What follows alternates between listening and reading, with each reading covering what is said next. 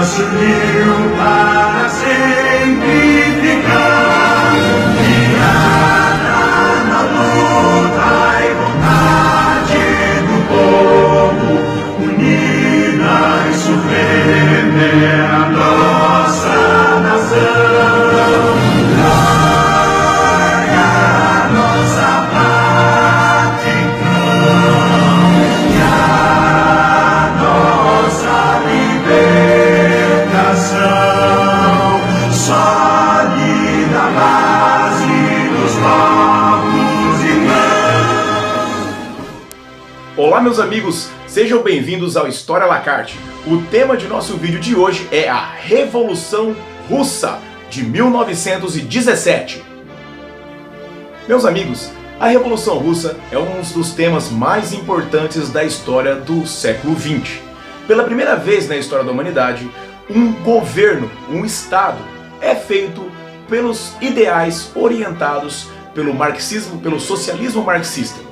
Esse Estado surge a partir de 1917. Porém, os problemas que fizeram, as conjecturas que fizeram surgir esse Estado começaram muito antes. A Rússia, meus amigos, é um país extremamente atrasado. Ainda no século XIX possuíam servos, sim, servos do mesmo modelo da servidão medieval. Essa servidão será abolida apenas em 1861 pelo czar Alexandre II. A Rússia era tomada por um governo do modelo absolutista. Dessa maneira, nós tínhamos que seus governantes ainda acreditavam ser enviados de Deus. Enquanto outros países europeus já haviam abolido esse modelo político, a Rússia seguia firme, não tão firme, não tão forte, mas ainda seguia com esse modelo político. O último czar que a Rússia teve foi o czar Nicolau II. Além de a Rússia possuir servos até o ano de 1861, a grande maioria da população russa era formada por camponeses. Essa população chegava a em torno de 80%, e esses camponeses passavam grandes e graves dificuldades, muitas vezes não tendo nem mesmo o que comer. A industrialização na Rússia também foi um grande problema. Ao longo do século XIX é o período da Segunda Revolução Industrial, mas mesmo assim esse período não aconteceu de maneira normal na Rússia. A Rússia desenvolveu ainda ao final do século XIX uma industrialização dependente de capital e ajuda externa, principalmente dependente do auxílio francês e do auxílio inglês. A Rússia, então, era um país que realmente estava em uma situação um tanto quanto descompassada, não havia o equilíbrio com o restante da Europa. O restante da Europa já passava pela Segunda Revolução Industrial, o restante da Europa já tinha uma grande potência, uma grande economia capitalista, enquanto a Rússia ainda estava marcada por uma existência de uma economia essencialmente rural. Nesse meio tempo, nós tivemos que a Rússia, no final do século XIX, começaram a surgir partidos políticos nesse estado. Partidos políticos clandestinos, mas mesmo assim começaram a surgir. Surgiu o Partido Operário Social Democrata, Partido Operário Socialista Democrático Russo. Esse partido foi perseguido pelo czar, já que existia, neste momento, um governo absolutista.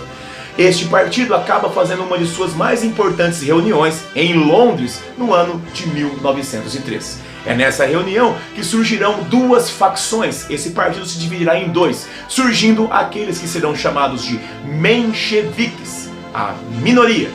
Esse partido, esse grupo menchevique, defendia que a Rússia deveria proceder com o fortalecimento da burguesia para que depois fosse feita a Revolução Proletária. Já que as ideias de Marx diziam que os proletários, os trabalhadores urbanos eram os únicos capazes de fazer uma revolução, era necessário formar essa camada primeiro na Rússia, que ainda não existia. De outra maneira, interpretava o chamado Partido Bolchevique. Os bolcheviques diziam que não importa se você é um trabalhador proletário, se você é um trabalhador camponês, você é um trabalhador, e desta maneira a revolução deve ser feita agora, neste instante. Desta maneira, então, nós temos que vão se norteando as identidades e as ideias ligadas ao marxismo, ao socialismo dentro da Rússia.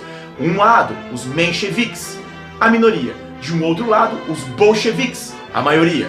Os mencheviques, uma revolução posterior a um fortalecimento burguês. Os bolcheviques, uma revolução agora, uma revolução imediata. Além de todos esses problemas que a Rússia já passava, no ano de 1904 a Rússia se envolveu na assim chamada Guerra Russo-Japonesa. O Japão invadiu uma parte do território russo, que naquele momento era território russo, a Manchúria. O Japão, um pequeno país, um país que está passando por um desenvolvimento industrial, havia necessidade de busca por novas matérias-primas e essas matérias-primas só seriam encontradas no continente. A Rússia não tinha nesse momento grande desenvolvimento tecnológico militar, dessa forma a Rússia termina sendo derrotada. Porém, no processo de conflitos, a Rússia sacrifica o seu povo, sacrifica os seus camponeses para priorizar uma luta na guerra. Essa luta que acabou sendo um fracasso. Dessa maneira, dentro da Rússia, surgem protestos, surgem greves, surgem descontentamentos. E é desse surgimento que acabará fazendo que apareça a chamada Revolução de 1905, ou Ensaio Geral. Em 1905, o que mais chama a atenção é um episódio conhecido como Domingo Sangrento. O Domingo Sangrento, meus amigos, foi justamente uma passeata pacífica feita pelos súditos do czar. Esses súditos acreditavam que o czar era um homem bom e o czar estava dos seus lados. O problema era que o czar era mal assessorado, ele era muito mal aconselhado. Esses grupos então realizaram uma passeata entoando cânticos religiosos, palavras de louvor e palavras de ordem a favor do czar. O problema é que quando esta passeata em São Petersburgo chega até o Palácio de Governo, eles são recebidos a tiros. El 9 de enero, 140.000 obreros con sus familias, dirigidos por un cura, marchan pacíficamente al Palacio de Invierno, residencia del zar.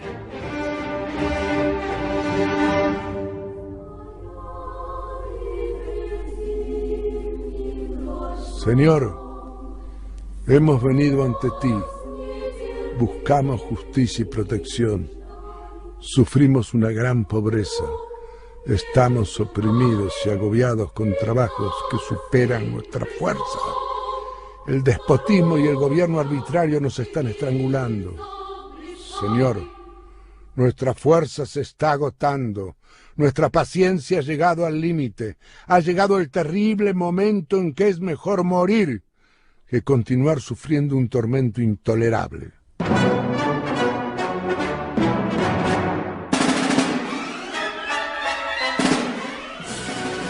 El zar recibió a la manifestación con una masacre. Aquel domingo sangriento fue el inicio de la revolución que duraría todo um ano. Isso faz com que uma transformação aconteça. Esses manifestantes que foram metralhados por ordem do czar, é com essa ação que uma ideia que existia de que o czar era um homem a favor da população se destrói. O czar então se vê obrigado a fazer concessões. O czar então permite o nascimento de um parlamento, a Duma. Também surge nesse momento os sovietes, conselhos formados por trabalhadores, camponeses e soldados. Esses conselhos seriam aqueles que iriam então, digamos assim, representar o povo da Rússia, e o parlamento representaria todas as camadas russas. No entanto, essas duas instituições acabam, com o passar dos anos, com o passar do tempo, sendo ignorados pelo czar. O czar se aproveita da falta de memória, do esquecimento da população e volta a agir de forma autoritária e centralizada na Rússia. Dessa forma, então, o czar começa a controlar novamente a Rússia com mão de ferro. E o czar tem uma intenção de industrializar a Rússia a qualquer custo. Justamente desse desejo de industrializar a Rússia a qualquer custo, que o czar acaba se envolvendo na Primeira Guerra Mundial ao lado de seus parceiros Inglaterra e França. E a Rússia vai ter uma passagem literalmente desastrosa durante a Primeira Guerra Mundial. Na participação que a Rússia teve na Primeira Guerra Mundial, nós vimos que o czar mais uma vez vai sacrificar o povo e priorizar os combatentes. No entanto, o desempenho russo deixa muito a desejar, e isso acaba se transformando numa ideia muito simples. Se você vai para a guerra, você vai morrer na guerra. Se você fica na Rússia, você vai morrer aqui na Rússia. Isso é muito difícil de entender. Mas, além desses problemas acontecidos com os camponeses, os trabalhadores urbanos, a própria burguesia se levantando em descontentamento contra o czar russo, nós temos várias denúncias de corrupção e de comportamentos questionáveis. Um dos catalisadores desses comportamentos questionáveis do czar é a presença de um indivíduo, um místico, um bruxo, um indivíduo chamado Grigori Rasputin na corte do czar Alexei.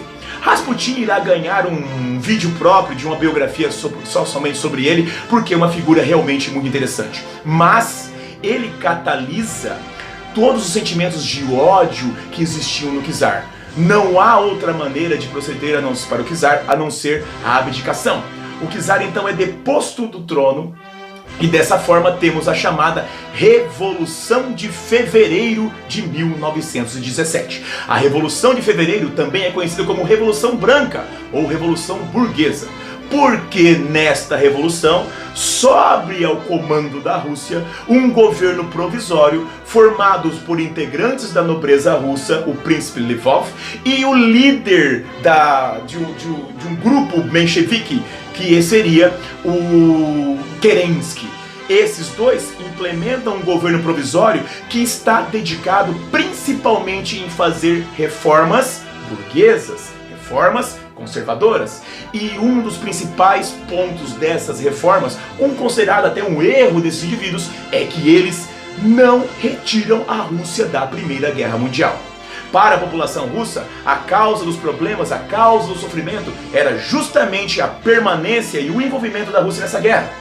Quando estes revolucionários não retiram a Rússia da guerra, a população se sente traída.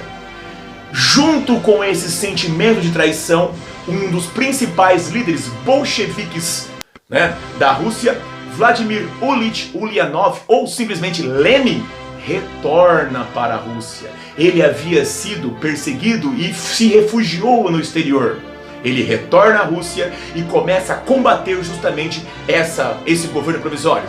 Os seus discursos inflamados levantam a população para se revoltar novamente em um combate a esse governo provisório. Ele vai fazer as propostas chamadas Teses de Abril. Essas Teses de Abril, Lenin promete paz, terra e pão à população russa. E inflamados por esse sentimento de traição, que eles se sentiam traídos pela revolução, inflamados por essa oratória extremamente eloquente de Lenin, a população russa, os soldados russos, todos os integrantes do povo russo se levantam e fazem finalmente a chamada Revolução de Outubro de 1917, ou Revolução Vermelha, revolução liderada pelos bolcheviques, então uma revolução comunista.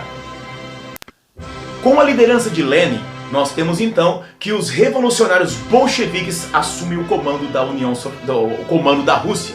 Desta maneira, eles começam a implementar as atitudes feitas pelos ideais comunistas. A primeira coisa que eles fazem realmente é justamente retirar a Rússia da Primeira Guerra Mundial. Assinam alguns tratados com a Alemanha, perdem alguns territórios para a Alemanha, mas que depois eles retomarão esses territórios normalmente. Outro ponto é que quando eles começam a colocar em prática as ideias comunistas, eles começam a fazer justamente a socialização. Nós temos então a socialização dos bancos, a socialização das terras, a socialização das indústrias, e isso não irá ser bem recebido pelas outras potências capitalistas da Europa. Dessa forma então, essas potências apoiam um movimento de contra-revolução, e esse movimento será chamado de Guerra Civil Russa, e irá acontecer do ano de 1918 até o ano de 1921. Desta maneira, nós temos dois exércitos se confrontando na Guerra Civil. O Exército Branco, que era um exército monarquista, defendia o retorno do czar. Desta maneira, esse exército tinha apoio internacional, apoio da Inglaterra, apoio dos Estados Unidos, apoio da França. Ele vai confrontar o Exército Vermelho, o exército que defendia a revolução e tinha apoio do povo. Este exército vai combater, o Exército Vermelho irá combater no fronte os inimigos. Lenin então adotará como forma de governo o chamado comunismo de guerra. Os elementos que serão adotados pelo comunismo de guerra são um tanto quanto contraditórios, porque eles combateram o czar por fazer a mesma coisa, mas eles vão fazer isso. Como assim? Irão confiscar os cereais, irão estabelecer o trabalho obrigatório, irão terminar as atividades comerciais, serão permitidas apenas trocas, irão finalizar definitivamente a propriedade privada e irão congelar os preços e os salários. Além de adotar o comunismo de guerra, os bolcheviques vão tomar uma atitude realmente cruel. No dia 17/7/1918, o czar Nicolau II e toda a sua família serão assassinados por meio de fuzilamentos. As crianças, as mulheres que haviam costurado no interior dos forros de seus vestidos as joias da coroa para que elas não fossem roubadas, não serão mortas todas elas de uma única vez, porque essas joias vão protegê-las de alguns disparos. Algumas serão mortas com pancadas, outras serão mortas com tiros certeiros na cabeça. Para vocês terem uma ideia, meus amigos, o enterro simbólico do czar e sua família só será feito 80 anos depois do assassinato, no dia 17/7/1998. Mas com a adoção desses elementos, nós temos que é dessa forma que o Exército Vermelho sai vitorioso desta guerra civil. Desta maneira, tendo sido vitorioso na guerra civil, este exército confirma não apenas a solidificação desta revolução, mas a adoção dos ideais comunistas pela liderança bolchevique que agora comanda a Rússia. Ao saírem vitoriosos da Guerra Civil Russa, os bolcheviques então começam a implementar o seu plano de governo.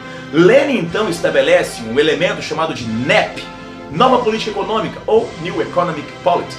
Essa nova política econômica tenta reestruturar, reconstruir toda a economia russa que havia sido destruída e dilapidada ao longo dos anos.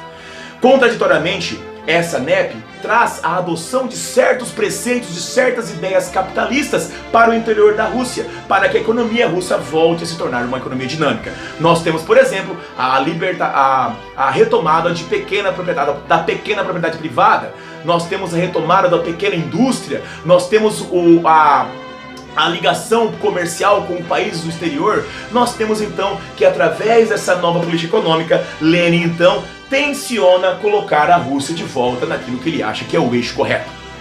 Ele dizia que para dar 2 passos à frente, era necessário dar 2 passos atrás, justificando essa adoção dessa maneira dos ideais capitalistas. Lenin, então, estabelece na Rússia o regime de partido único. É neste momento que vai surgir oficialmente o Partido Comunista Russo. E esse Partido Comunista Russo é apenas um dos vários partidos comunistas que surgiram ao longo de todo o Império Russo. O Império Russo, que era gigantesco, agora é formado por vários... os países que compunham o Império Russo agora são governados por conselhos soviéticos.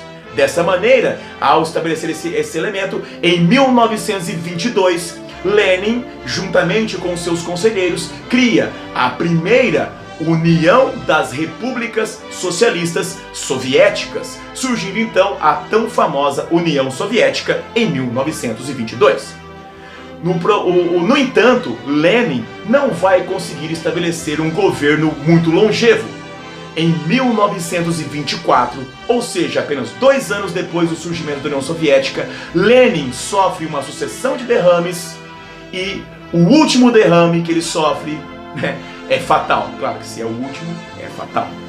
Dessa maneira, então, em 1924, Lenin vem a falecer, abrindo um grande problema nessa nova e recém-criada União Soviética. Afinal de contas, quem irá liderar a União Soviética agora que seu grandioso líder faleceu? Após a morte de Lenin, abre-se um problema de sucessão na liderança da União Soviética. Surgirão dois nomes que irão disputar essa sucessão. Primeiro nós temos Trotsky. Trotsky era um antigo líder do Exército Vermelho e tinha uma proposta de revolução permanente. Ou seja, a revolução não pode parar. Agora que ela se consolidou, agora que nós vencemos, somos vitoriosos aqui na União Soviética, temos que libertar todos os trabalhadores, temos que libertar todos os proletários do mundo para essa bênção que é a Revolução Socialista. Contrário a Trotsky, nós tínhamos Stalin. Stalin dizia que não, a revolução é de apenas um país, a revolução em um só país. Ou seja, vamos fortalecer a revolução primeiro dentro da União Soviética. Depois que ela estiver sólida e consolidada na União Soviética, nós poderemos levar essa revolução para outros países do mundo.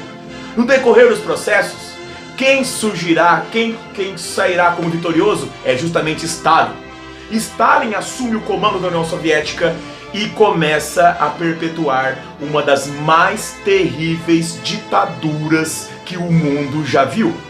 Stalin, meus amigos, é responsável por inúmeros expurgos, inúmeros julgamentos forjados. Stalin cria instituições de prisões na Sibéria, os gulags, onde ele vai enviar aqueles que são os indesejáveis, os que são os seus concorrentes. Stalin também cria um aparato de burocratização, centralizando todas as decisões da União Soviética na figura dele, consolidando assim o seu poder. Começa um período de perseguição aos opositores e faz essa perseguição aos opositores, que é extremamente forte, faz com que o próprio Trotsky fuja da União Soviética, vindo falecer no México.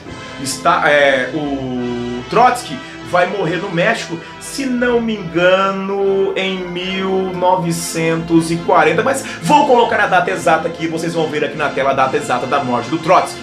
Mas Stalin continua um processo de perseguição e um processo de ideologização, assumindo o controle dos meios de comunicação, assumindo o controle dos meios de educação, fazendo uma propaganda oficial do Estado, enaltecendo a sua própria pessoa, enaltecendo a sua própria figura, estabelecendo um grandioso culto ao líder. Se transforma praticamente em um verdadeiro deus, uma verdadeira divindade dentro da União Soviética. Com esse poder se consolidando com esses elementos, Stalin, a partir de 1928, cancela a NEP que Lenin havia instituído e começa a perpetuar nesse ponto os chamados planos quinquenais. Stalin cria uma maneira de controle completo e direcionamento da economia, uma economia completamente planificada. Dessa maneira, estabeleciam-se metas que deveriam ser cumpridas. Essas metas deveriam ser cumpridas num intervalo de 5 anos.